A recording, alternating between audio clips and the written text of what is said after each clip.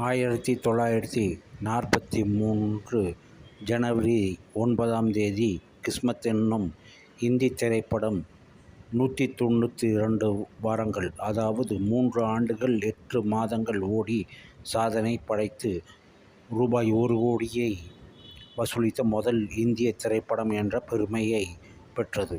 Bombay talkies தயாரிக்க, பியான் முகர்ஜி இயக்கத்தில் அசோக் குமார், மும்தாஜ், சாந்தி, ஷானவாஸ் முகமது நடிப்பில் 1943ஆம் ஆண்டு இந்த திரைப்படம் வெளியாகியது. இது கொல்கத்தாவில் உள்ள ஒரு தியேட்டரில் 3 ஆண்டுகள் 8 மாதங்கள் ஓடி சாதனையை ஹவுஸ்ஃபுல்லாக ஓடி சாதனை படைத்தது என்பது குறிப்பிடத்தக்கது. இதை பற்றி முழு விவரங்களை டிஸ்கிரிப்ஷனில் படித்து தெரிந்து கொள்ளலாம்.